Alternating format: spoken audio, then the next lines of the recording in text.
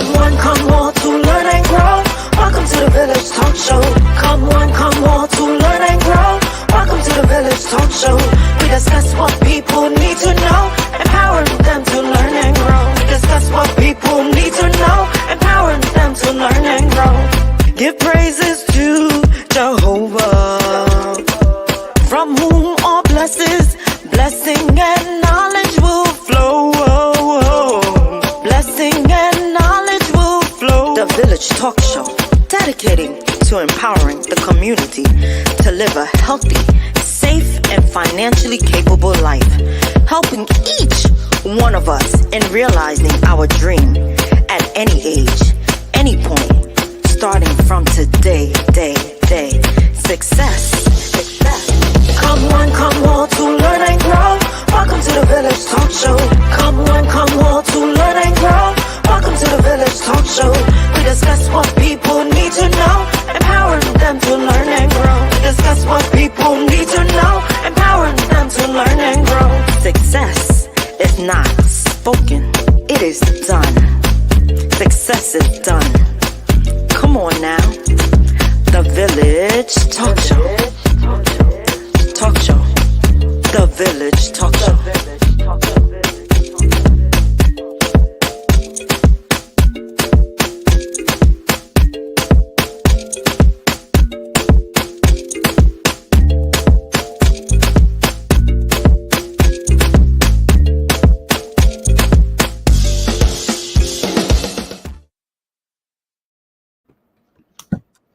Good evening. Good evening. How are you? Hello, Roderick. What happened? You didn't, Sir Joanne? Hi, Joanne. Hello. I was resting and I feel like something cut me in my eye. Does this eye look red to you? Just want to feel. You can't see. All right. Yeah. How you guys doing? Great. Thank you everyone for joining us in the Village, for participating, sharing your opinions. We have a lot to talk about today, but first of all, we are dedicated to empowering the community to live a healthy, safe, and financially capable life through education, helping each one of us in realizing our dreams at any age, at any point, starting from today. So we have a lot to talk about, so many things to discuss. We have the big race. 5 days, baby. We have the big race to the White House. We have Sean Diddy Combs, again, accused of sexual assault in minors. Into new lawsuits also that the judge saying that he has to they have to the people who are charged with sexual assault must reveal themselves. We have Donald Trump courts their vote, and doubling down and calling Puerto Rico a heap of garbage, more targeted attacks at ballots. We have Harris promises to represent all Americans. JP Morgan begins suing customers. We have a crazy shooting in the Bronx, right? It seems like a murder homicide. In the triple shooting. Let's just start with one of them. The JP Morgan one kind of caught my attention too. JP Morgan, suing customers, right? Suing customers for that's crazy. When I read up on the reading about it, it's like how you are able to deposit a check and then now withdraw right away. And the stupid thing about it for a lot of people is that you jump up on TikTok, social media, and start showing people how to do it, and then you walking away with about 290,000 plus, right? Like there were a couple people walk away with a large amount of money. So my thing is that, and I'm wondering if one of those person invest that money right away and then double it. Like, I mean, you're still gonna get a sue and everything, and they're still gonna, consequence you. But I'm thinking about some of the people who are quick on their feet with that. I'm gonna take this, triple it, quadruple it, right, and then have some ready for when I get like so. Like the banking. Well, the issue here is, for me is, do you have an overdraft or don't you? Right. If you have an overdraft in your account, is how much is the overdraft? At what point is the bank going to stop it? Right. So if you're taking out money on your overdraft, and a problem comes in. The problem comes in is how much money you're taking out and how much money you're allowed to take out, and what are you paying the bank back? That's what it comes down to, right? But even withdrawing so much, I don't remember seeing it where it says like they withdraw the amount in one go or not, because you're not able to withdraw that much in just one go. Up to 1,000. Huh? No, it depends which bank. From the ATM. ATM. The banks vary in the amount that you can withdraw. I think Chase is 1,000. Maybe. It is. It's 1,000. One of them is 1,500. One of them is 1,000 for the day, right? So even on your debit card. So these are people spending the money. Nobody draws the money to invest it right away. Exactly. They draw it. But you know what? It could be considered a criminal activity if you go on TikTok, talk about, this is how I got away with this. That's idiot. This to me is just dumb move. That's why I don't go on TikTok. People do stupid things, right? And stupid people do stupid things, right? That's what it comes down to, right? And we have to understand and respect that concept, right? Like that stupid people do stupid things. Mm-hmm. Why are you flaunting the fact that you actually robbed money? Exactly. It's like Robin Hood. It's like Robin Hood. No, that's not even Robin Hood. No. I was using play on the words. I was using play like Robin, but yeah. Yeah, Hey, Jalen. Good night, Lenny. Thank you for joining us. We got a couple of people joining us this evening. Yeah.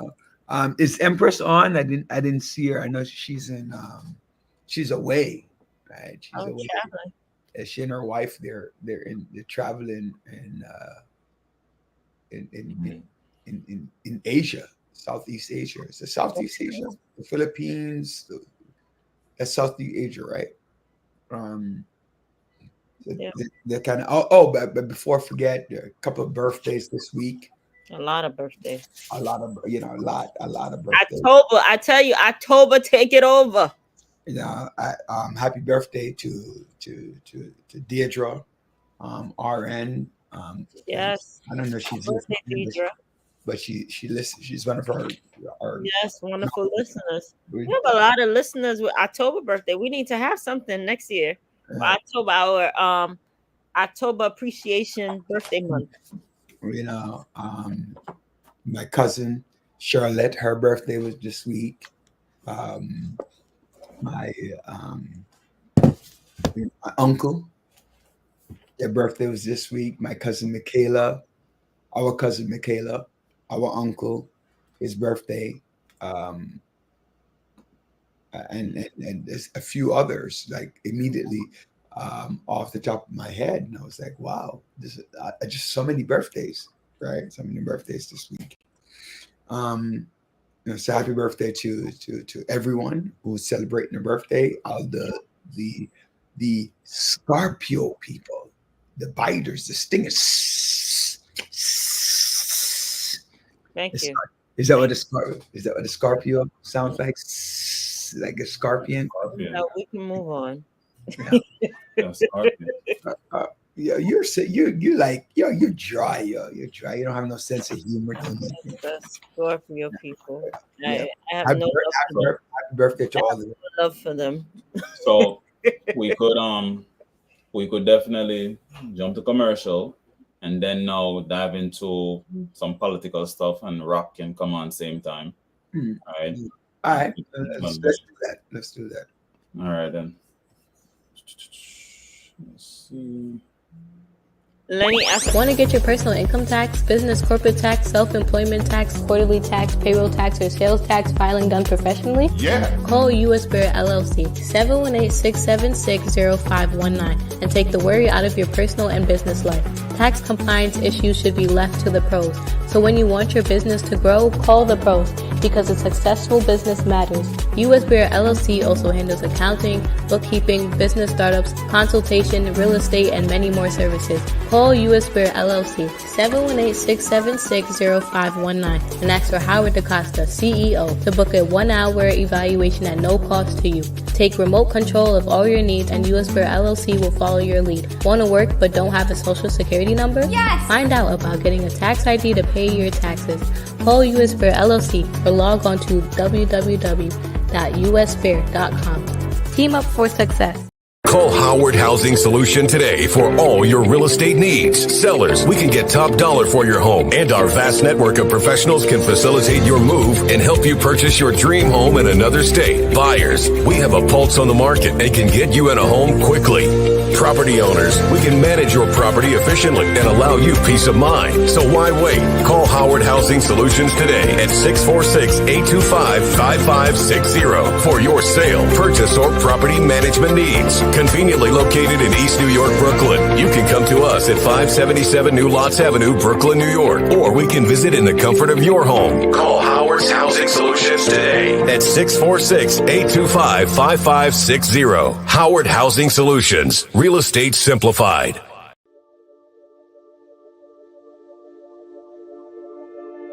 Footprints Cafes now offers Caribbean flatbreads, available in 11 mouth-watering flavors, including favorites like jerk chicken, curry chicken, honey garlic chicken or shrimp, ackee and saltfish, garlic cheese, and more. Our flatbreads are satisfying and can be enjoyed by the entire family. So make it a flatbread night at Footprints and enjoy the fusion of flavors. These flatbreads are so good, you might just have to fight for that last piece. Good thing there's plenty more where that came from.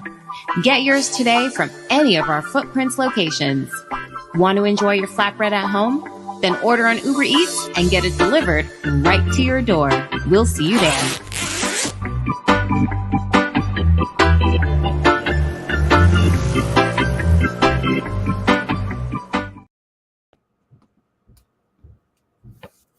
You know, let's bring on Rock. There are a lot of things I want to talk about. He had this article. Where's Rock? You ready, Rock? I'll bring you up. Yeah, hi fellas. Good night. Next to her, my political group. Somebody have one. Yeah, I'm gonna Is that me? press mute. Press mute. Yeah, it is you. Maybe you have two things on at the same time. Yeah, the echo is coming from you. he has to unmute now. Unmute and try again. Okay. Yep, I unmute. You can hear me? Yes, I can hear. Yes, I can hear you. Everything is good now? No. It's how many devices? The only device I have on is my my computer. And that's the only window open. Roger, I guess we don't have to. I didn't hear you. You got me. Something is wrong. Log out. Okay. You mute. You mute. Hello. So. Go ahead, I'm muted. All right, so definitely me. It probably is me. No. If you guys could hear me, my wife said, and she's my tech guy, she's gonna give me 2 minutes, and she will try to put this thing together. No, you're good. You're good. No, I'm good. Oh, okay. Well, if I'm good, thanks for you. No, Rock, try again. Yes, can you hear me? Yes, I can. Okay. When yours, it's not you, Andre. It's definitely Rock. I don't. You are in the show. Everyone can hear you. No. We can hear you. Can I leave this to? What do I do? No. We can hear you. But whenever we're talking, when you're on, we have an echo. Oh. So how can we handle that? I think you need to log out. I need to get out and come back in? Yeah, try that. Okay, I'll try. I'm going to leave studio, and you guys could go ahead, and I'll come back in. My wife says she will take care of the problem in 5 minutes, in 2 minutes. So give me 5 minutes, and I'll come back in. Okay, sorry about this, guys. Another problem. Yeah. I'm telling you. Yeah. So I'm sorry to hear that. He's having that echo. But we could leave the politics out for a minute. Let's talk about P. Diddy. All right. That man is having a host of problems. I feel so bad for him, right? His trial starts next May. He's getting lawsuits on top of lawsuits on top of lawsuits. I think that he is in some deep mess.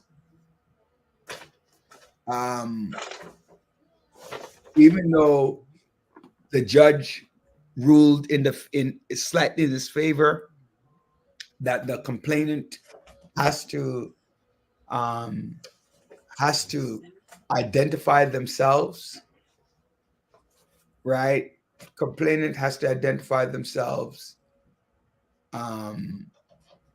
They can't sue him anonymously, right? That was the decision by the court. But the every time he turns, something is affecting him. He has the sex trafficking, drug trafficking charges, the racketeering charge. What is racketeering, by the way? What does it mean when somebody charges you with racketeering? Does anybody know what is racketeering? I don't even know what it is. It's a set of illegal activities aimed at commercial profit, and it may be disguised as a legal business deal. So it could be like it's a coordinated effort by multiple people to repeatedly earn profit, and it's by fraud, extortion, bribery, threats, violence, legal means. So, so illegal activities to make money, but it looked like it's a real business. So, I mean, if you think of like, so it's like back in the days they used to like sell your painting for $200,000. Yeah, something like like you think of some like say for instance, an example, laundromat, right? And they're what do you call it, washing money and all that, but like it's just laundromat. But on the other side, or like if you ever seen Breaking Bad, right? They use the fast food place. I think it was just fast food, and they were cooking drugs. All right, that's just interesting. I mean, the charge that he's charged with, they will bring life imprisonment, right? Life imprisonment, like 30 to 40 years, and he put P. Diddy's about 50. I think we're about the same age, right? So I think it's about 50, 53. You get 30 to 40 years. That means he's done. Like R. Kelly. R. Kelly's not going to get out of jail until he's close to 80. Yeah. And then deep water, man. Yeah, they are in a tribe of mess. You know, that's what happened. My wife sent a text, right? This is kind of along the same line, right? My wife sent a text that 50 cents put out there. I don't know if it was on X or Instagram or wherever, but he put out a text about his son. Mhm. His son Marquise doesn't want to work, Yeah, I right? hear about that too. And he offered to help him set up a business that earns about $1 million a month. And he'll, you know, he'll be okay. He doesn't want to do the business. Mm. And it's a sense of entitlement, right? Entitlement. I don't need to do anything because these things can happen. I'm good, right? I don't need to work hard. I could carry on with foolishness, as we'd say in Jamaica. People, we have to learn to work hard for what we want and not try to beat the system. I think a lot of people excessively try to beat the system, True. you know, in an effort to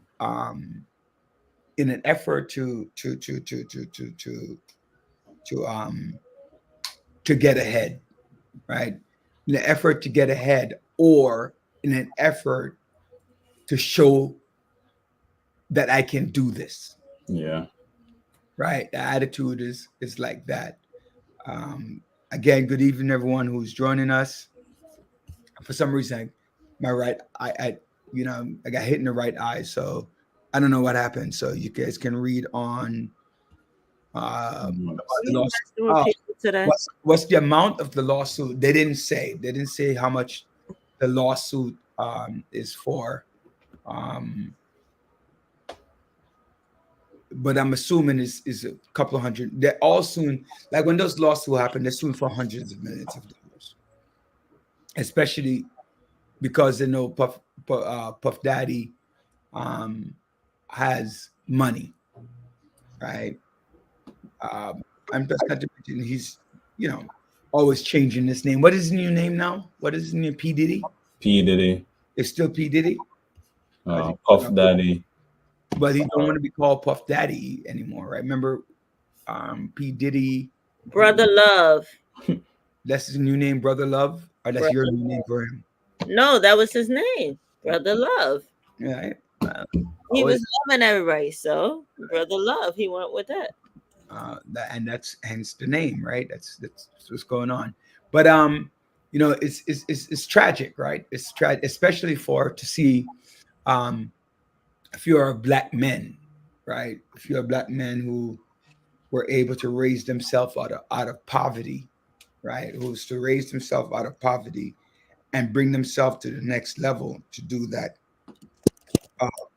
Kathy said he calls himself Love. Right?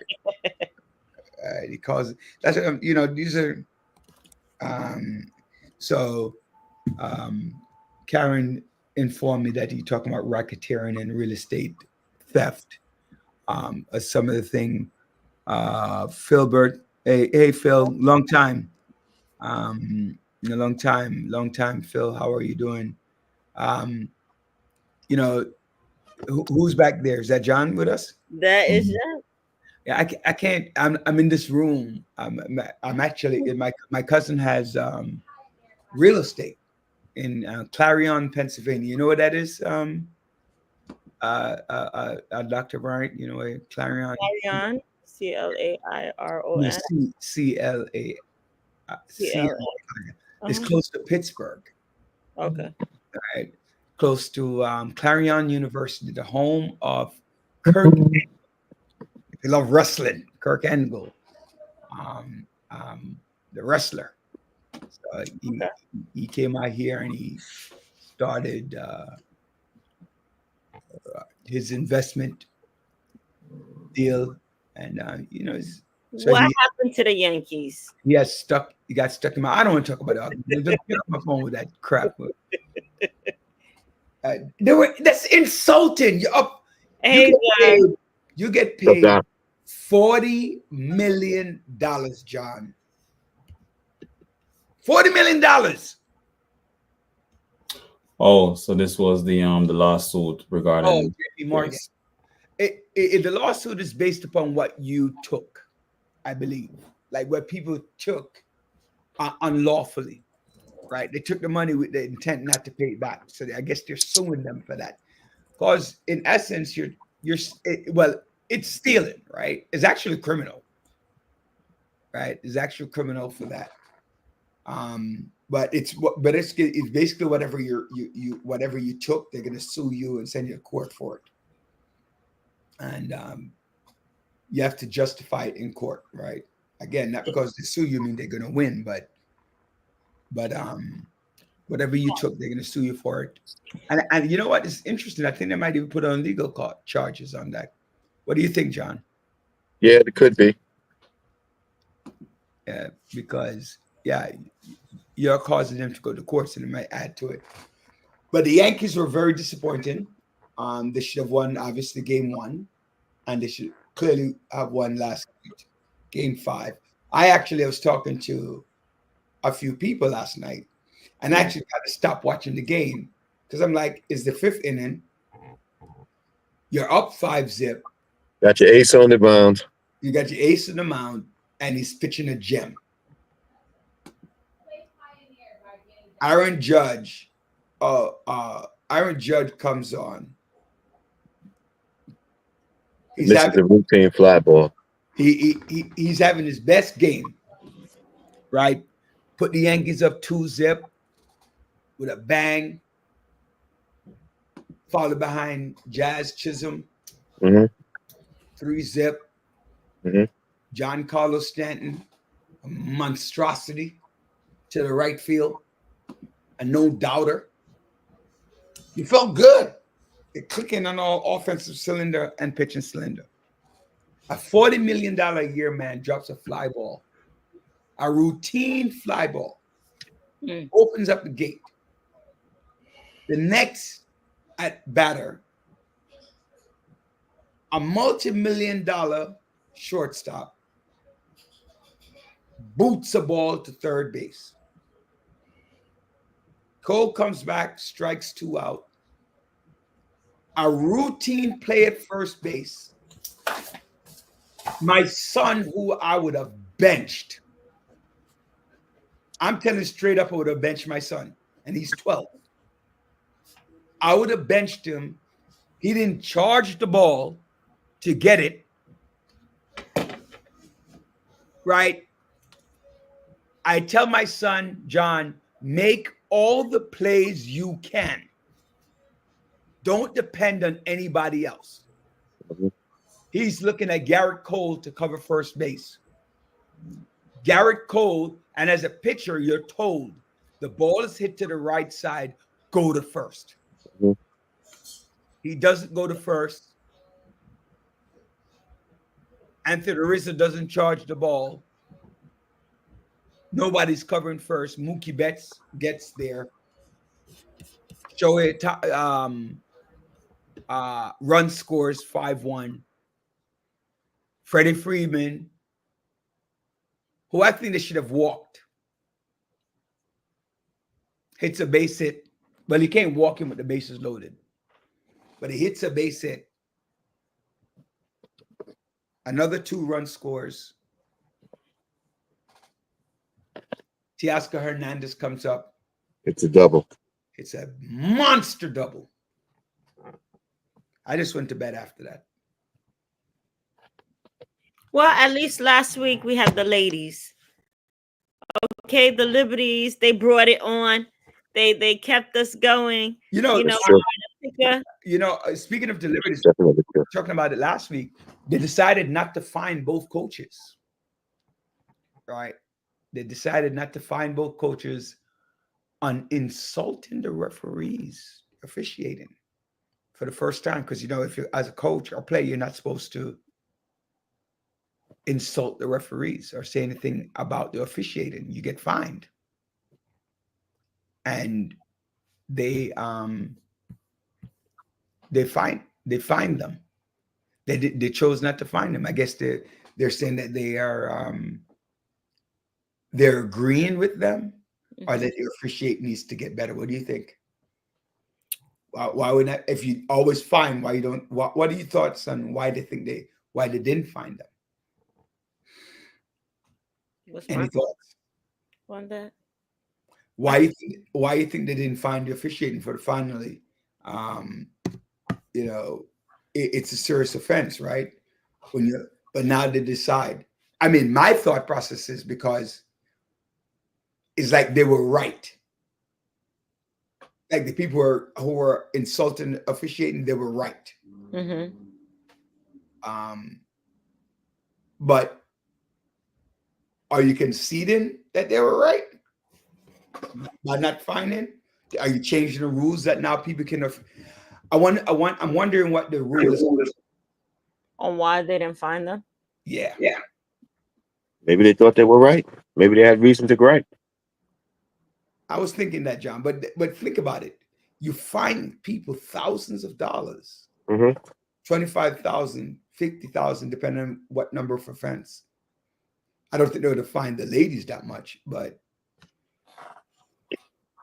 all of a sudden you didn't do it. I think they're going to change the rules. We'll see what happens, man. Yeah, I guess we find out. Listen, we had our celebration. Huh? We had our celebration. Yeah, in downtown Manhattan, and a lot of people told me they closed off. I think part of the Brooklyn Bridge as they're traveling through the city. It was awesome. Yo, John, have you ever stood next to these female basketball players?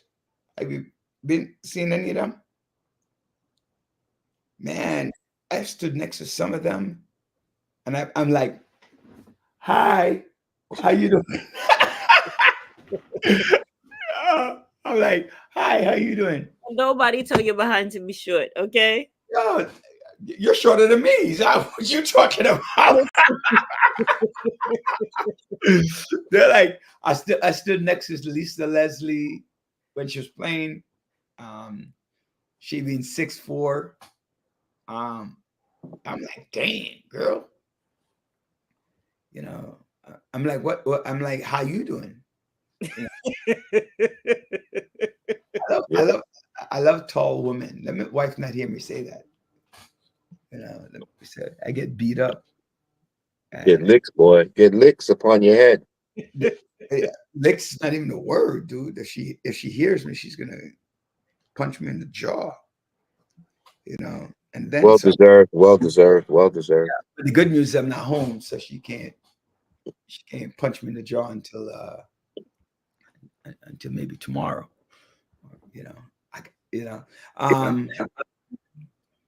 So let's talk. I guess we could start the conversation. I don't want to kind of wait a little bit. You're trying to figure out what's going on with his. Well, one thing that's troubling, I could tell you that's troubling where people are setting the ballot. Yes, that's crazy. Right. Massachusetts, Oregon, Washington State. Yeah. Washington State. Yeah, it's a problem because the thing is they're already calling, hey, election fraud and this and that, but they're doing it. They're deliberately causing their people to go out and John, sorry 1 second. Bring up Rock. But you can continue, bring it up and see if the same thing happened, okay? All right. They're deliberately causing it. Yeah. Hi, fellas. You guys can hear me now? You can hear you. John Sampson. Rock, how are you doing? Anyway, good evening to everybody, and thanks for having me. And I've got to say, Rudy, I am very impressed with the fact that when you first started the show, it's been a while now, that your tenacity has prevailed. because I remember I was one of the first few guests you had, and then I got Baron to come on, and I think you had Yvette and a few other people, Clark and whatnot, and you're still plugging away, and that's good. I've had my challenges, as you know, health-wise, but I'm still here. So it's nice to see all of you guys. Hello, Joanne, and I'm in touch with Andre off and on. So I haven't forgotten you guys. It's just that I have had my own little issues going on for a while. So all right, I hope everybody's all right. Yeah. So Rock. Same thing happening? No. Resolve. Okay. So if possible, I guess. So you can mute when everybody else is talking, Rock, and we just try. Prasad, good night, Roxanne. Prasad, good night. Prasad, good night. Yeah. So yeah. Good night, John. Right, Rock, my man, Mr. Rock Hackshaw. John Sampson. Yes. Yeah. The true, as I can say, the true political scientist. Hold on, John. Senator, I'm saying it right now on the air that love to have you on within the next couple of weeks, especially right after the election.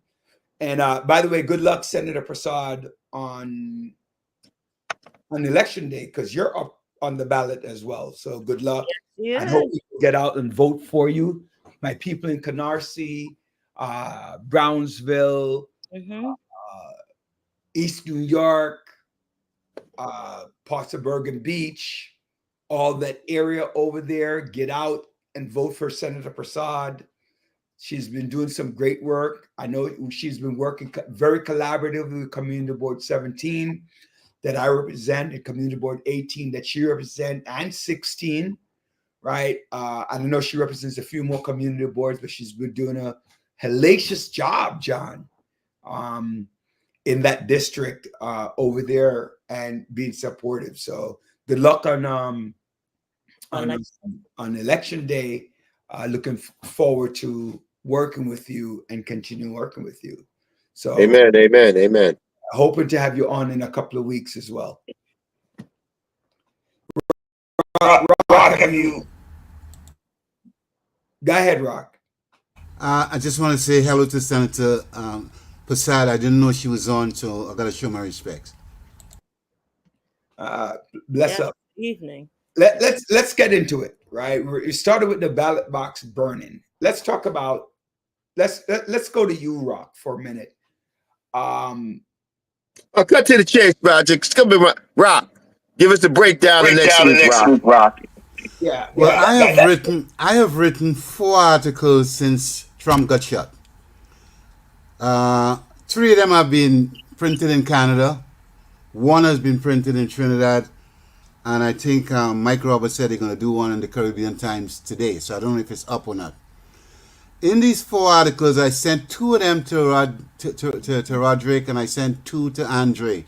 So if they could pass them on to you and Joanne, that would be nice. In these articles, I have made a prediction that Kamala Harris is going to win, and it's not going to be as close as the polls are saying, for 2 reasons.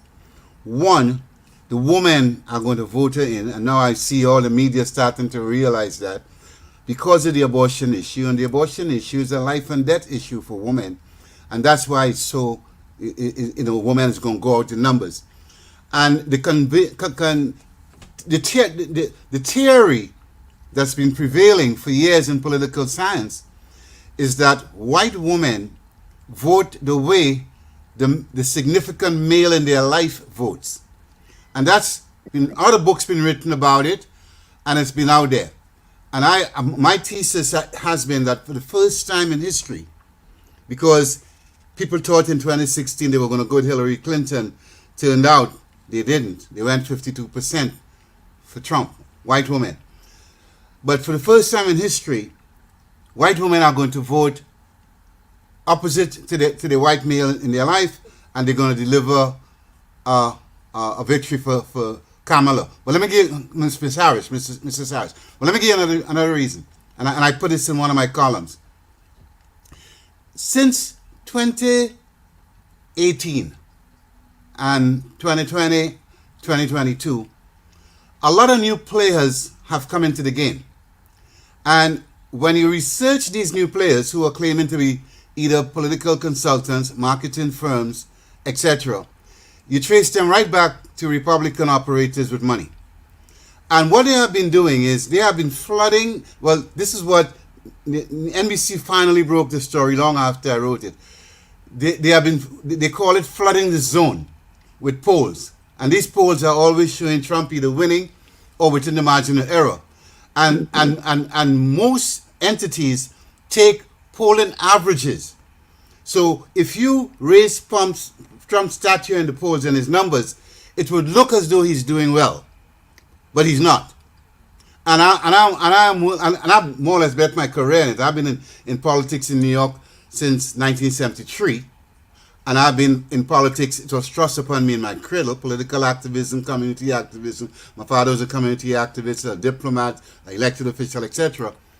And I am willing to stake my whole reputation, even though I have been kind of a little silent lately, on the fact that Harris is going to win. So I have a few bets all the way to England. 2 bottles of champagne here, $100 there, this, whatnot. And I am saying once they have flooded the zone, as NBC put it, they have manipulated the polls because they are manipulating the perception of people that Trump is doing so well, he's going to win. Because when he loses, now he's going to use that as a pretense to call for insurrection based on the fact, you see, the polls were showing me winning and I lost. They must have stolen with no evidence. So that's what we got to watch for after November 5th. Between November 5th and January 6th and January 20th, that's where all of us got to be on really pins and needles. And what about Mike being in office? Because he's pushing so hard to be in office so that, hey, if Trump lose, he wants to push for him to go in all the way. Who you say, Dr. Bright? The name? Mike Who's Mike? Johnson, the speaker. Oh, Michael Johnson. Oh, okay. Well, the plan with that was recently uncovered, and I don't know if you guys are aware of it.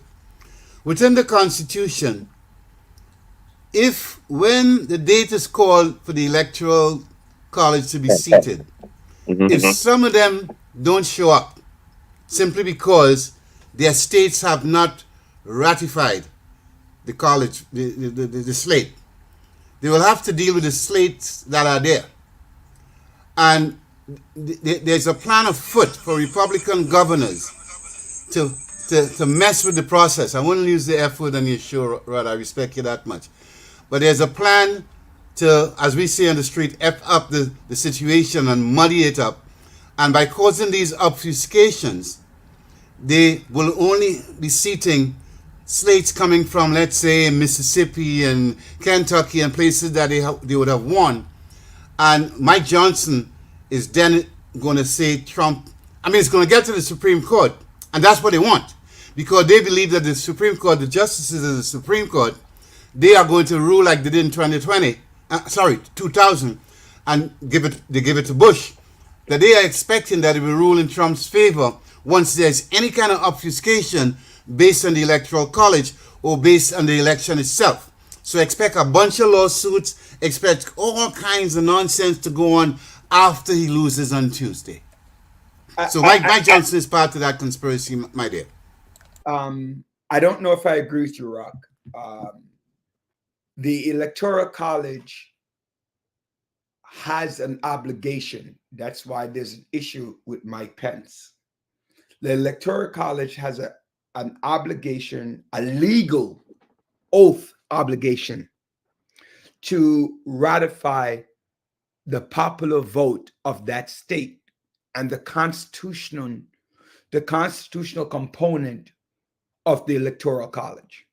So a lot of times people argue about why not just use the popular vote instead of the Electoral College vote. One of the issues that I explained to that, and I also explained, I didn't completely explain it in our group. Unfortunately, the United States is made up of 50 basically sovereign entities, Mm-hmm. where the head of that entity is the governor. So each state is its own entity. It's not one country in the United States of America. Like, the states have laws and rights that cannot be taken away by the President of the United States of America. Nor can the states, as a legal component of the United States of America, can take away the constitutional right. That's why Mike Pence couldn't have done it in 2020. It had to be ratified in 2020 because that is the constitutional component. So the popular vote is extremely important, but it is extremely important by state. Yeah, but hold on, bro. But if you think about this, it's the electors that in the electoral college, the ones that give the states who determine it's the electors who determine who actually gets those electoral college votes. Like in Pennsylvania, you have 19 electrical college votes. But if the electors don't vote or hold it up, then there's a question, you can't ratify it. So that's why Trump was trying to change the electors, because in order for the Congress to ratify it, those electors have to be, have to certify the election in those states. Yeah, but what I'm saying, John, and I'm going to go to Rock after this, is actually I'm going to go to Dr. Brian first, and then we're going to go to Rock, right? Is that the Electoral College has to constitutionally, right, ratified based upon the time frame, right, within the law, because there's a time that they have to ratify it by. There is actually a set time that says by such and such a date this must happen. Right. By such and such a date this must happen. So there's a progression of dates, right? That all of these things have to legally happen. This is the man trying to take the Constitution and break it apart. Is what he's trying to do, but that's why he can't do it. Because Rudy, you're wrong. I'm sorry to tell you that, with all due respect, my brother. You know I respect you a lot, and I respect John a lot. And the young lady, Joanne, Miss Brand, you must have done a lot of work to reach the PhD, so I respect that right away. I mean, I even respect somebody with an associate, so you can imagine. And with all due respects, let me give you an example of what has just happened. Now, what you're saying, Rudy, is technically true, on the books and all that. Remember, I'm a licensed social studies teacher prior to going to become a university lecturer. Technically true. Recently, the Supreme Court just did in Virginia, and John is a lawyer. There is a law that says you cannot make changes to the election rule in 90 days prior to the election. John, am I correct? Correct. And the Supreme Court just allowed Virginia to discredit something like 2,600 voters. So don't tell me that here's what I'm positing to you, Rudy. Yes, there are dates they're supposed to do it. Supposed to. What if they don't? I'll close. Well, there's legal action that can be taken against the people who are supposed to send it to Congress. Right? And do you trust the Supreme Court? No. No. So you believe that the Supreme Court is going to risk going against the Constitution. Yes. It's spoken in the For Donald Trump, yes. No, again, listen to what I'm asking. It's not a question of debate. It's not a debatable conversation in the Constitution. It's not debatable. It's not whether there's a conversation around the purpose of the Electoral College and how the Electoral College is decided. Mhm. It's not a debatable conversation. It's not. It's just like this. Yes, it is. Okay, explain. I'm listening. Okay. If you recall what happened on January 6, 2020, let me put it to you this way. What if Vice President Pence had gone through with Trump's plan? You tell me what would have happened, Rudy. They both would have gone to jail.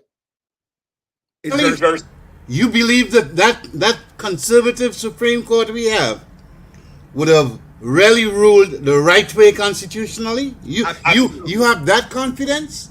Yes, You're an yes. optimist, my brother. You better buy some lotto tickets with me because you are an optimist. Right? I ultimately, I don't know how to explain. Like, it is like you're literally going against the law. It's like people. It's not like you're interpreting what free speech is. It's not like you're interpreting owning a gun, because everybody can own a gun. It's getting access to the gun becomes different. So let's come back to Pence. Now tell me, once he did what he did, what would have been the procedure to get to where he's arrested and all that? Department of Justice? What? Trump is now sworn in? What? I mean, you tell me. What was how it would have gone in terms of timeline if Pence had done what he had done? What would have happened next, and then next, and then you lay that out for me, brother. What we have now is a dictatorship. That's what you would have. So technically, That's what he wants. no. But Thank you very much, Yeah, man. right in the head. Yes. Yes. So let's go back. Let's go back to this conversation, right? The only way all of these things can happen, which everything is possible, right? Everything on this earth is possible. A man can fly, right? It's possible, right? If you put in the work. The United States will have to now become legally a dictatorship. Roger, And the question becomes, do you believe that the American people would allow, no matter how much they like Trump, that they will allow for America to become a dictatorship? Because that's what it becomes. yes, because people are blind. A lot of them are, I don't know what spell he has over them, but for some reason they believe this man, they're turning him into a god. But And that's a the problem. question is not voting for him. They're turning and Do breaking. you think that America would allow itself to become a dictatorship? Rock, John, that's what it becomes. Right? Let John go first. You know what? This is exactly what Donald Trump wants to do. To put the democracy in such a chaos that it becomes a dictatorship. Through confusion, there's an opportunity for him to swoop in and control and take power. To create so much confusion that by the time we try to figure it out, he's already in power and moving around the chess pieces. So yes, you know what? That's his end result. I believe Donald Trump is a very smart individual, and he knows how it to ain't play. him, though. I don't think it's him that's smart. I think it's the people that's around him. No, you got to give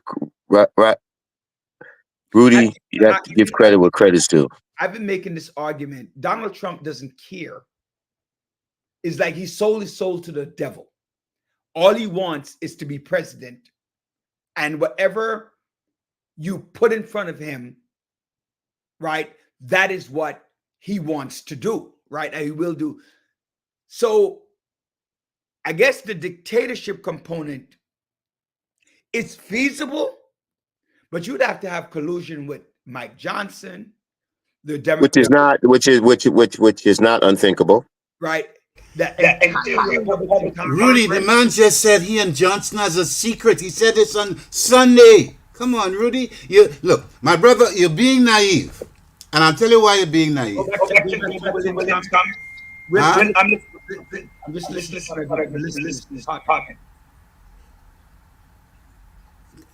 My turn to speak? No. I'm just hold on one second. William, just saying.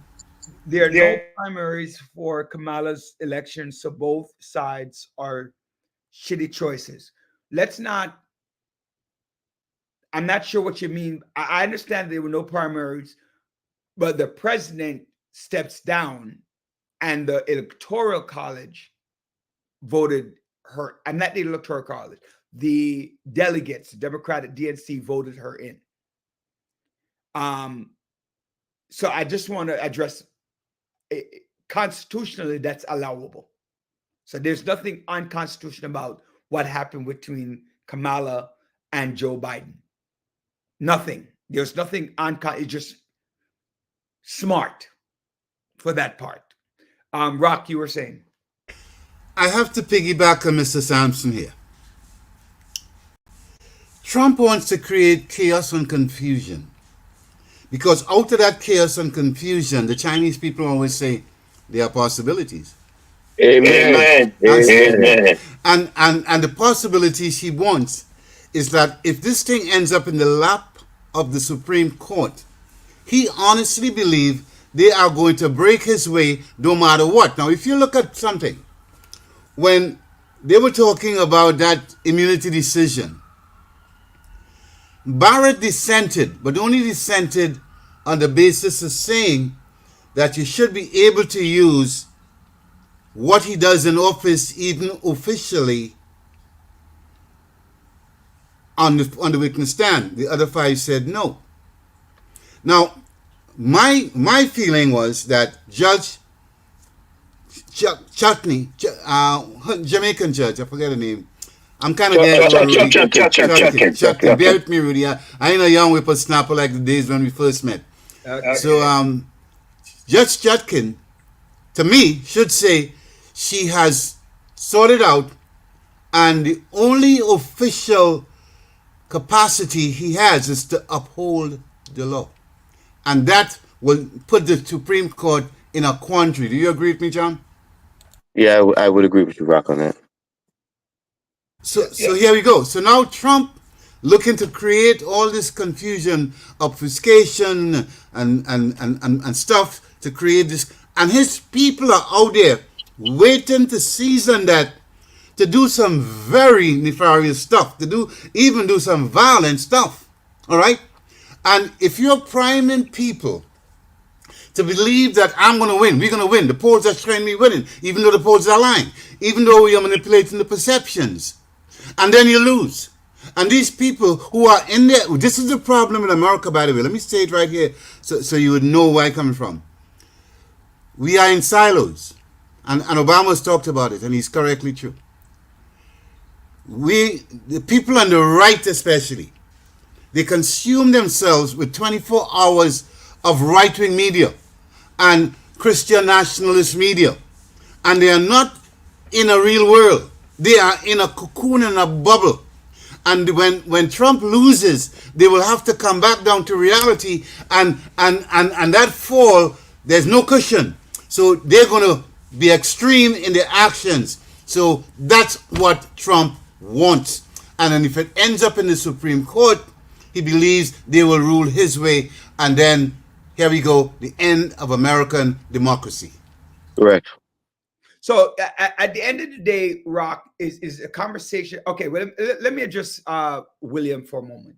I don't really know how to address you, William, in terms of what you're asking. Are you saying because of how she got in, she's not a qualified candidate?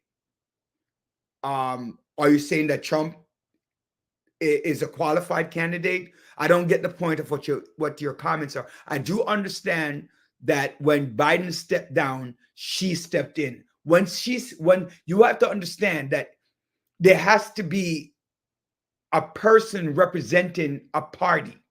Just like, unfortunately, God forbid, if when Trump got shot, if he was killed, another Republican would have received the nomination of the Republican Party. No, sir. No, sir. If Trump had gotten shot at the point where he gotten shot, it would have gone automatically to Vance. No, but that's the point of what I'm making, right? That's the point of what I'm making. It would go to another person. It's all like 1968 is a good example, right? When Robert Kennedy was killed in June of 1968, I believe the date, the month was, right? They put up Hubert Humphrey, right, to run against Richard Nixon. He wasn't the person elected. It was Robert F. Kennedy, Sr. But unfortunately, he succumbed to violence. Joe Biden, right, is the only president or the only primary winner who was a sitting president who stepped down. But Robert Kennedy and Joe Biden are two examples of the ability for a person to step down. That is the law. Period. So whereas you might not, it was still the same ticket. And so the president, the head of the ticket, is no longer running. So the person who's second in line on the ticket is the one that's running. Let me piggyback on that. Let me piggyback on that, Rudy. And you're totally correct. You said earlier on it was the correct thing tactically, or at least you alluded to it. By the law, the only person who could have inherited the money that the Biden-Harris team had already raised was Kamala Harris. So any new candidate, and don't get me wrong, I'll be honest with you, I wanted Newsom, okay? But I mean, any new candidate would have had to have raised his own money and all that, and would have been at a tremendous disadvantage against the Trump-Vance ticket. So what they did was the best thing they did. And not only was it turned out to be the best thing they did, the kind of energy she has brought to the ticket and the enthusiasm and the excitement. I was recruited in 2006, Brooklyn for Barack. And we did all kind of stuff, raise money, did this, did that. They even selected me, the DNC selected me to go to the convention in Denver, all expenses paid, whatnot, covetous of blogger and all this stuff. And I'm saying to you that the energy that Kamala Harris has created and the enthusiasm surpasses Obama. And Joe Biden. And Joe Biden in 2020, right? And that's what I'm not understanding what you're asking. There's no way around it, right? She's an agent in someone. Everybody's an agent in somebody's pocket, right? Everybody is. But she also, at the head of the ticket, has placed what she believes would be the best thing for our country that we live in and we love. Let me address Mr. Miller. One second. Just to complete the thought, is that there are only two choices right now. There are only two. So whether you are going to agree with Donald J. Trump or you're going to agree with Kamala. Donald Trump has shown that he's about self. He has shown that. He has shown that the racist Americans are all backing him. Whether or not people can argue whether or not he's racist or not. Show me, my mother says, show me your company and I tell you who you are. Yes, sir. Rock, you were saying something. I was kind of piggybacking on you. I have lectured in politics for 25 years before I retired. And I always tell my students, an election comes down to your options. What are your options? So you're placed in front of you a few options right now. But the others can't win because they don't have the electoral votes. They were not going to win. Even if they, let's say they win one state, it wouldn't be enough. And they're not going to win any. They're going to get 1%, 2%. It happens all the time. So it comes down to Trump and Kamala. And if you really think that a guy who was found civilly liable of what the judge called rape, and a guy who had a university that was fraudulent, convicted of 34 felonies of falsifying records to hide the fact that he slept with a prostitute to mess with the election, that a guy who was cheated on his wife, all three of them, who had 3 baby mamas when they love to talk about black men with baby mamas, a guy who, as Rudy says, even if he's not racist, even if he's not racist, right? The racists saying they like him, they love him, and they're behind him. So you tell me about that. A guy who has all these counts against him, a guy who has been bankrupt 6 times and claims to be a successful businessman, and I could go on and on like a damn Energizer bunny. If you want to tell me that is better than Kamala Harris because she messed up on the border, even though she didn't, she was not the president. And if that's who you're going to vote for, I have to ask you, my brother, what kind of human being are you? And you need to look in the mirror or get on a damn psychiatric couch. That's all I'll say. You know, the issue again for me and people, here's one of the things that's bothering me, John and Joanne and Rock. Black men, black people don't like black people. They don't. Well said, brother. Well said. You're preaching. They don't like to see black people succeed. Black people don't like black people. Joe Biden got 80 million votes. 90%, 95% of the black votes in 2020 to win the election. But now you have a black woman who is running for office, and black people are finding all types of justification to vote for Donald Trump. Roderick, I just want to be clear on something. We have to be realistic. Mm-hmm.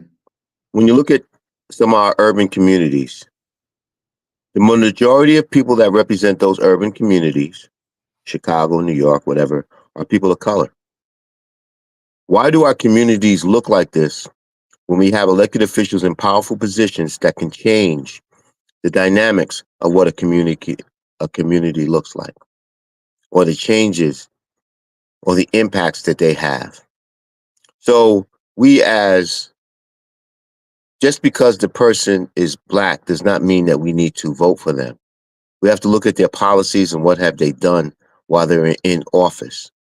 You know, my gripe with Donald Trump is this. It's about he has no accountability. You know, if he was able to be a person of accountability and apologizes to the Central Park jogger, to those Central Park five. Thank you. If Donald Trump did that, it would change the whole dynamics, because he has the inability to take accountability for his actions. He does not know how to say, I'm sorry, I apologize, and be accountable. He's a sociopath. The second thing is that how can you put someone in office who caused such chaos, that insurrection, where people died, and most of all, people went to jail based upon his rhetoric? People are serving 16, 17, 18, almost 20 years in jail because of what he did.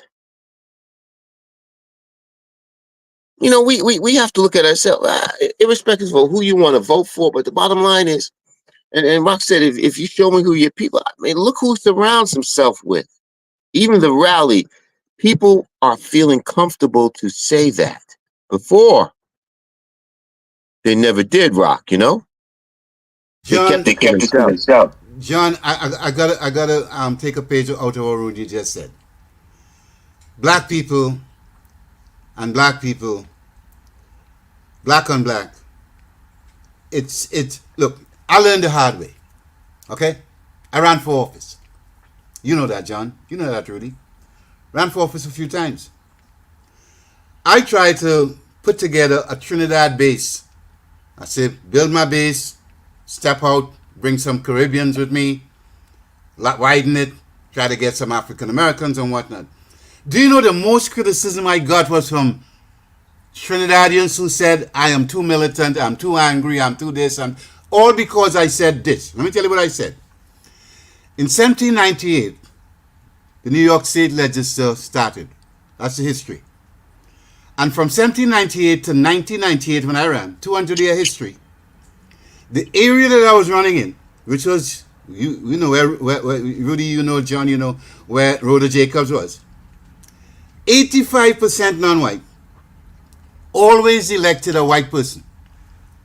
And the vote down south of the border, meaning Brooklyn College and down and the back down there, used to come out for Rhoda at a 98 to 99% clip.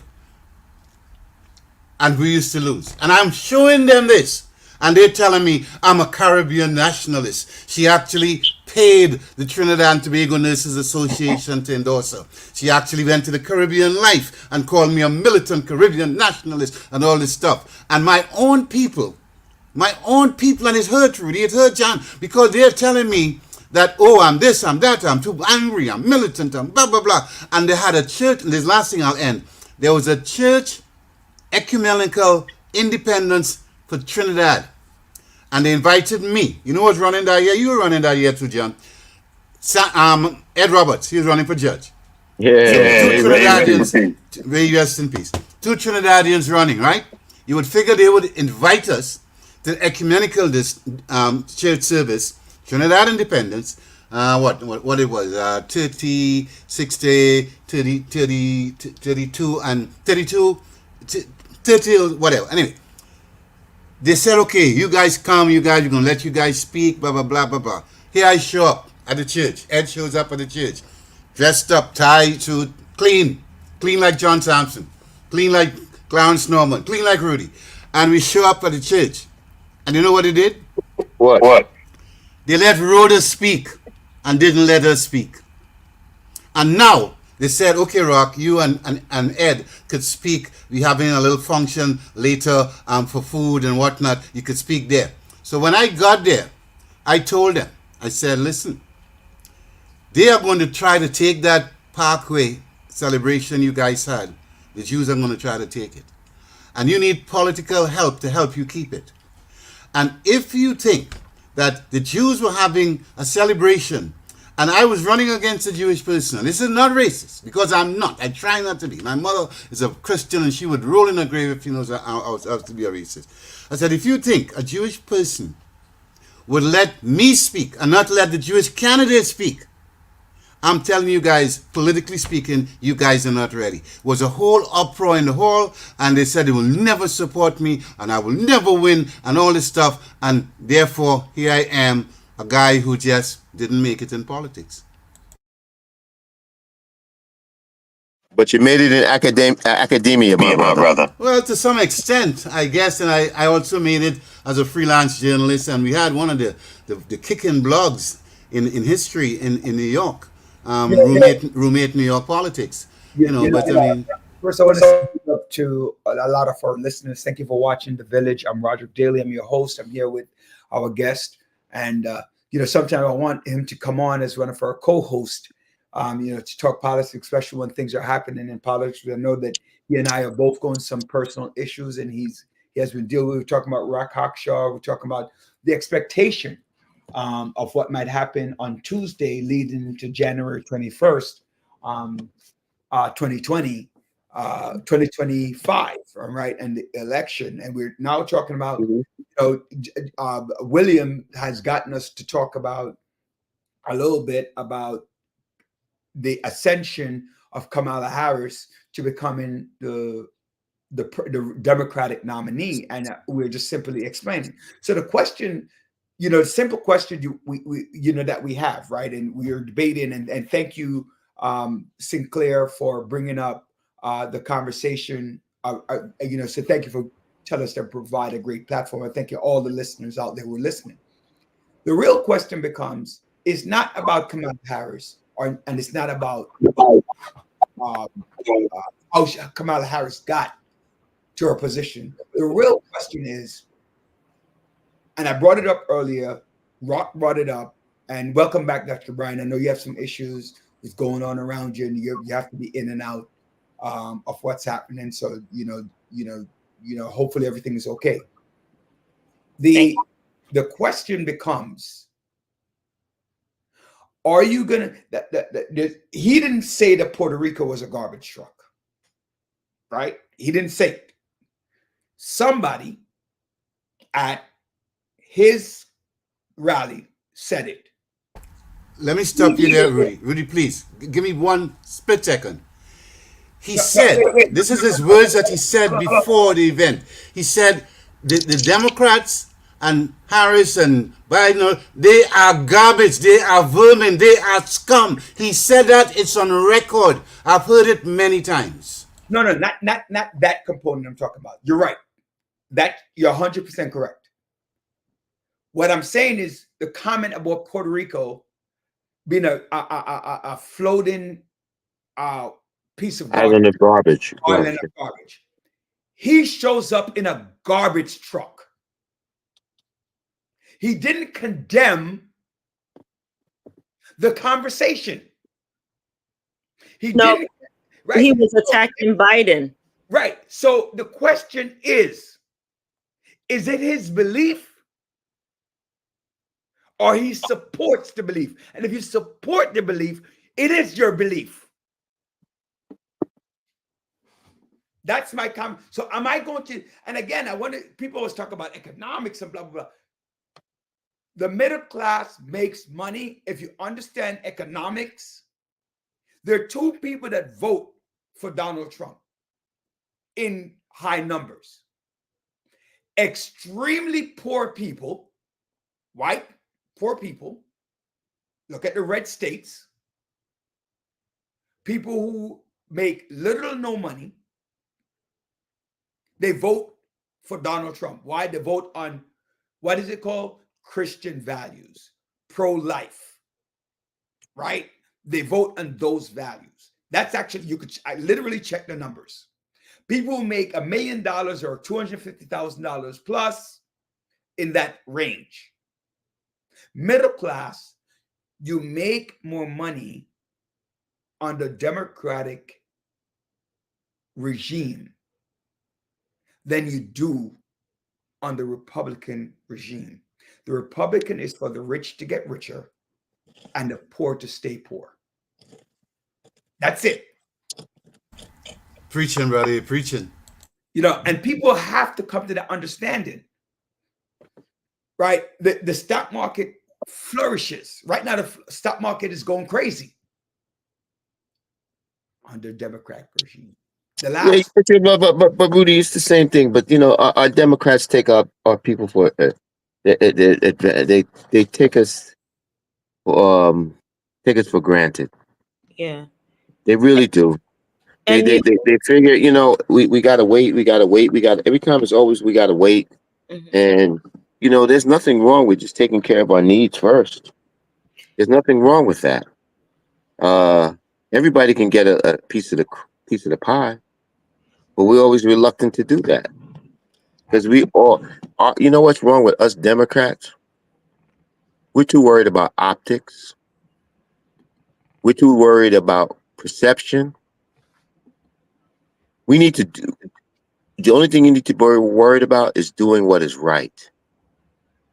Whether it's popular or not popular, just get it done. We always want to do the popular thing. And the first thing everybody says when an elected official gets in trouble, what's the first thing they say, Rock? When they get what? John, repeat that. When an elected official when a Democratic elected official gets into a situation of different people, what do they always tell them to do? You're muted. To play the race card. No, They always tell them to resign. Oh, ha! You are so correct, John. You are so correct. What do the Republicans do? They get together and band behind that elected official and try their best to hold on for as long as they could, and probably even re-elect him if they could. And the reason is because they understand what control of the power is to put them in a position to get what they want. I agree with you. In fact, let me just address Mr. Miller's comment about Biden and his supporters and the garbage statement. First of all, Mr. Miller, Biden was referring to the comment that was made on the stand. And secondly, even though he misspoke and all that, he came within an hour and said, let me explain exactly what I meant. Did you hear Trump at any point apologize for what was said on that stage? Not about the Puerto Ricans, not about what the Haitians eating the pets, not about the blacks and the watermelons, not about the Hispanics coming in the country, coming in. And what about black jobs? But look, Kamala is going to show what a black job is. Trust me, Mrs. Harris is going to show him what a black job is. Trust me on that one. But anyway, John, coming back to you. I think, and I mean this, when I ran in 1998, one of my platforms was that we got to reintroduce civics to the school. I think I may have talked to you about this before. The kids are growing up in the black schools, well, all the schools, white too, and they don't have a sense of what's happening with the three branches of government and the fourth estate. They don't, and they don't appreciate the Constitution, and they don't appreciate all the institutions that holds up this democracy. It's an experiment. It's not a democracy. It's an unfinished democracy. I tell my students that. It's an experiment that's unfinished. But it keeps gradually moving forward towards the day when we could say, yeah, America is great. Because check it. When you ask them, when was America great? Tell me the year, tell me the decade, tell me the period. They can't answer it because America has always had great potential. But America has not been great, and it's still to be great one day, and hopefully it will be. But it isn't right now. And I don't even want to go into the foreign policy and the Monroe Doctrine, because once we get to that, that's a whole other set of issues we're going to raise. But let's just talk about domestic politics. America hasn't been great for everybody, my friend. Not for women, not for blacks, not for Hispanics, not for Mexicans, not for Native Americans. America has been good for white men. Not even for white women, for white men. And what is happening right now in this grievance world is that a lot of white men who see their lives as being unfulfilled and their potential as not being realized based on the expectations of white men in this racist society, and they're angry and they want to blame everybody else, including black people and Hispanics. And I'll shut up. You can have it, Rudy. Dr. Brian, do you have any comments? Because I know you've been rather silent because of the issues going on behind you. Just tell us about what are your thoughts on some of this conversation around Kamala Harris, around Donald Trump, around some of the things that William is saying, as well as some of our other people who are talking about. Well, I have to agree with him on this point about, automatically when Democrats get into office, they automatically think, hey, you know what? I have your vote the next time. No. That many times they do take people for granted. Agreed. And I agree with him 100% with that. And the thing is, whenever there's trouble, like you all mentioned earlier, they're the first to say resign, get out, I want him out, or whatever, I want her out, or whatever. They don't stick together. That part, you only stick together to get in, but when the water start troubling, it's a problem. And that I have a problem with, because the thing is, we're the first ones, as Democrats go and say, hey, this person has this. Why do you have to share all of the negative the Republican Party do not share 1,000,001, even if the person is wrong. They don't share all the negative to say, hey, they need to be out of office because I could replace you. So it's all about, it's like a dog eat dog world. After a while, once you're in, if your first mistake, I'm ready to take your place and replace you. So that's Hypocrisy, my sister, hypocrisy. 100%. So from both angle, you have that, but I find it more on the Democratic Party, and that's where you lose a lot of people. The one thing I want to bring up and be clear, and you said it, John said it a little bit, and so did Rock. There is no apology. That's where my problem lies. There's acceptance, right? Like Rock talked about how he wanted something that's explained. Yeah, you should have said it. You misspoke. Show some remorse. I condemn the statement of this person. Those are issues that we really need to look at when we're looking at leaders. I do strongly believe that our Black leaders need to do more for Blacks. And in a way, that is our fault, right? And one of the ways that is our fault, Rock kind of alluded to it when he said he ran in 98. And I believe, Rock, I think you ran also in 2005, if I remember clearly. But I ran in 98, 2000, and 2009. I was knocked off the ballot. In 2002, I pulled away from one race, even though I was the consensus candidate. I pulled away, and then I also tried to do a district leader run to help a ticket, and they knocked me off. So, yeah. I ran a few times. Let's put it that way. 2009 was the last time, really. But I think you and I both ran in 2009, actually. But the conversation is going back. Who are the people who are fighting against you? Is generally the people who are closest to you. Violence is from an anger, hurt is from the persons closest to you, generally speaking, right? If we unite better with the people closest to us, we'll do better, right? And that's not what's happening. In this particular case, I want to go back to something I started and I kind of segued a little bit. If Blacks were to work together, create that force that make the 14 million strong, or 20 million, the 14 million voters across the United States, if you were to make a statement, you can get an effect more, because Blacks get more from the Democratic Party than they do from the Republican Party. Let's be clear. Agreed. Right? Not that you get everything, but you get more. Right? You get better opportunity for housing, you get better opportunity for higher income, you get better opportunity for health care, for for economic growth, education, free public education, those kind of things. And it's a better opportunity for those things under the Democratic Party. But the reality is there's more that can be done. We're not banding together to get it done. We're fighting against each other. Right? So yes, okay, if we support Democratic Party, how do we work together to make Kamala Harris the 14 million voters that are Black, even if 90% of them are supporting her? How do you make that vote effective?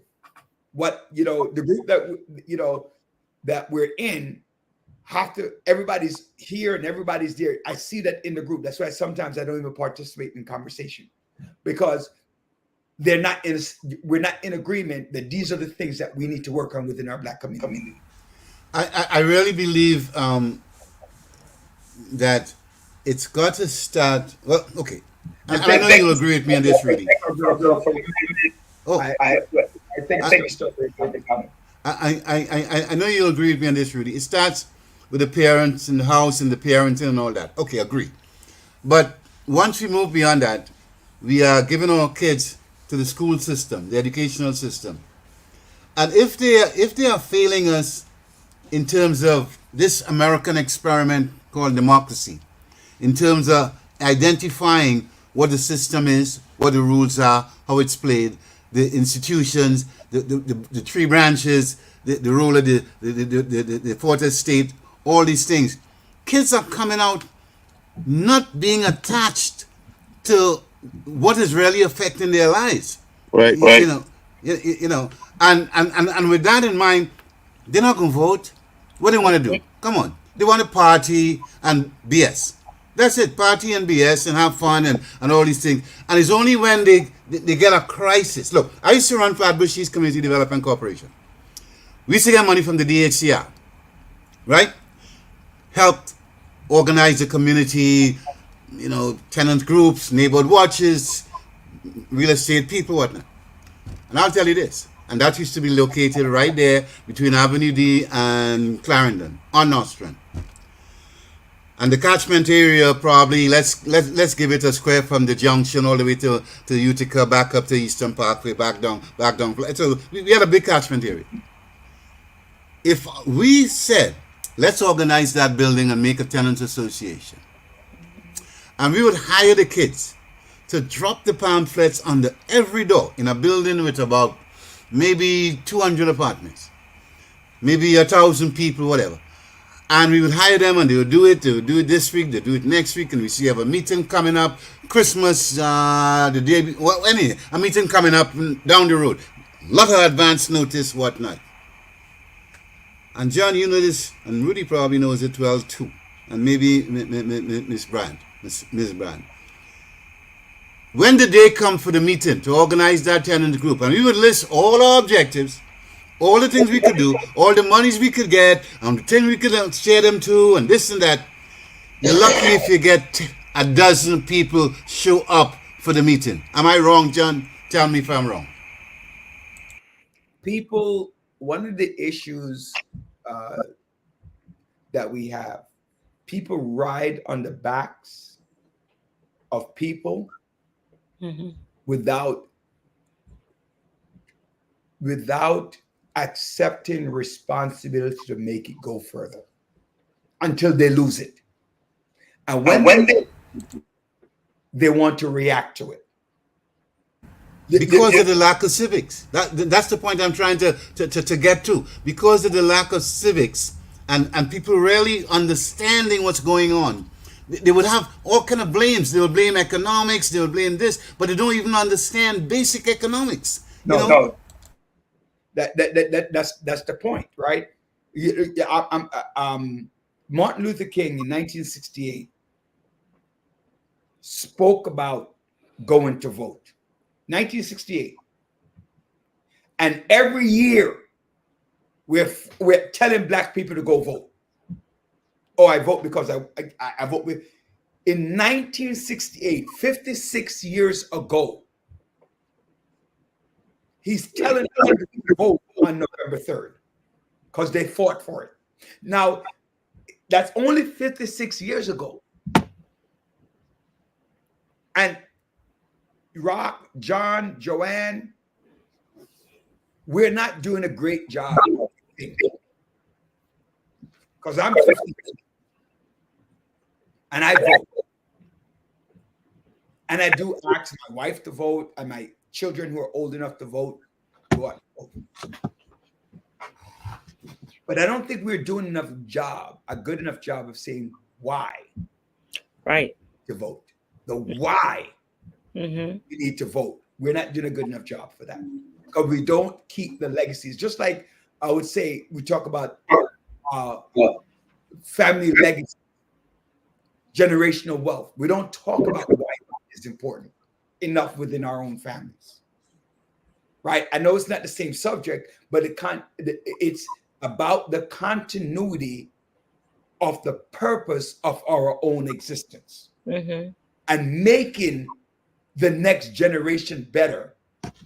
And not just, we started the show by talking about entitlement, right? We started about talking about entitlement, that not working to achieve things because you just got it.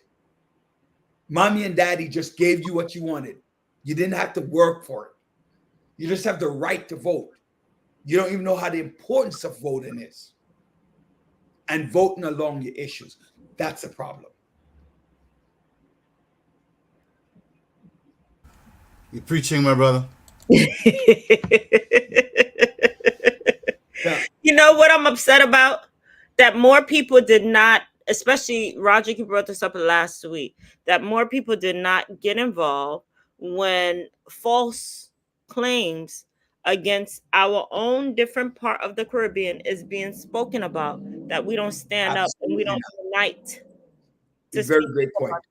And the isolation component. You see, and again, Rock, my mind is just going, and maybe a little bit too much is going. But one of the issues, right?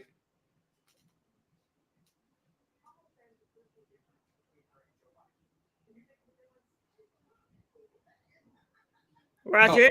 No, I'm sorry. You can close the door. No, I'm reminded that I'm in an area that's, I have to consider the race card and the race component. One of the things that is baffling to me is the excuses. Definitely. Right. It's the excuses that is affecting our people. You can't continue to justify inaction. You can't. I'm not going to tell somebody to vote for Donald Trump because that's not within my nature. And I don't care if you're a Republican. Right? I don't care if you're a Republican. I think that I have Republican values. I know that. Right? Because there's certain things. But Rudy, why would you say they're Republican values? They don't have to be Republican values. They could be Democratic values that you value differently than everybody else. My father was a Democrat, but my father was a fiscal conservative. Well, like I said, I have like when you look at Republican values, I do have some. I vote Democratic for leadership, but I vote Republican in some areas on policies. Right? The policies, like when you say fiscal responsibility, the garbage, the this, the that. There's certain things that I would look at. So the point that I'm making is I don't care if you're Democrat or Republican. Right? But I'm looking at the person I'm voting for. And the process, I understand. Right? I'm looking at the person. I'm looking at, but at the same time, don't violate your right to vote. Get up and go vote. You don't have to vote every line. You don't have to vote for a president if you don't like the presidential choices. True. But you could vote for the judges, because judges are very important on the policies that they're making. Exactly, because those judges are the ones who determine your fate. There you go. Go vote on the propositions. I think there are 5 of them on this ballot. Right? Go vote. Right. It is your right. Stop saying you're not going to vote. You don't have to vote. Like I said, you could skip a line. You don't have to vote for president. You don't. Nobody says you have to. But it is important that 1968, again, 56 years ago, 2 days from now, I think tomorrow would be the anniversary of that speech. And if you want the speech, hit me up. I'll send it out. That Martin Luther King made, asking people to vote. John Lewis asking people to vote. We need to get up and vote. Yep. November 5th. Right now, if you're in New York, you do early voting. I already voted early voting. I went early voting. So did I. Right? And it was quick. Remember, Republicans never wanted to do early voting before. Me too. Yeah, that's true. And you know, he got Donald Trump got so much votes through early voting. Right? Although he tells a lot of it's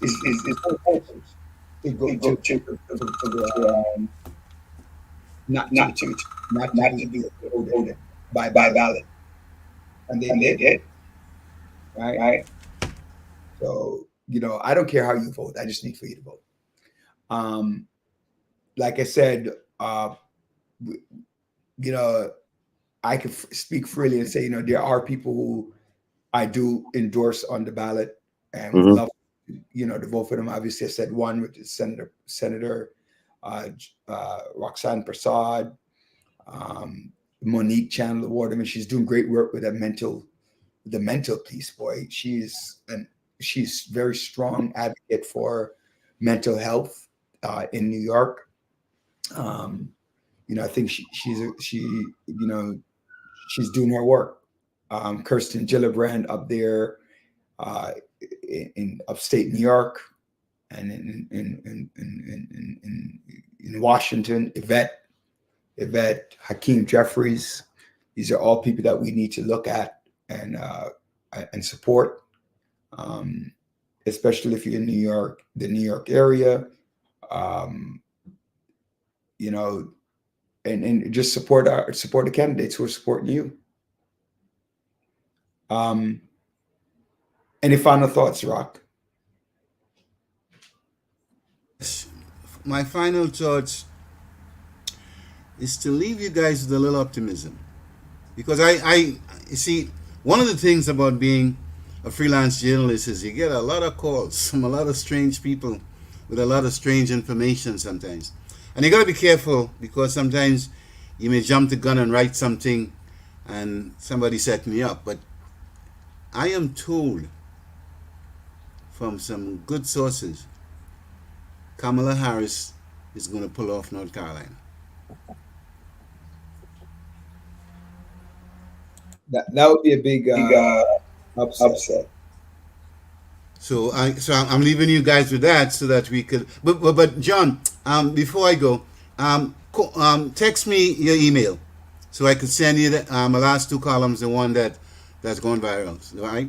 Text me your email, because I lost it somewhere along the way, brother. You know, I'll do that.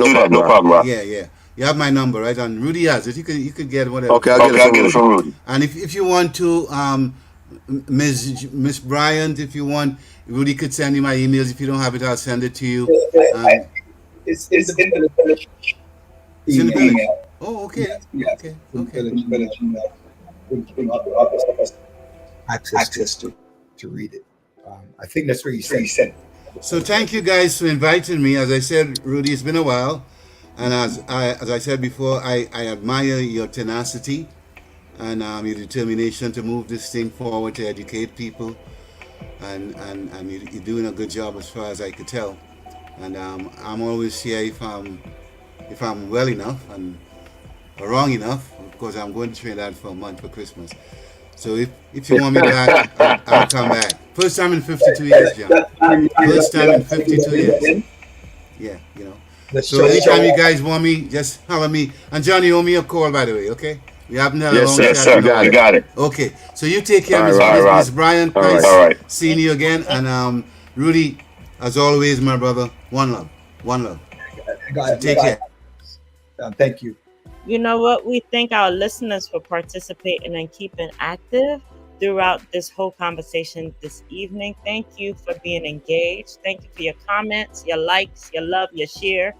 And thank you for joining us again. So as we count off the last day of October, guess what? Halloween. Count Trick or treat.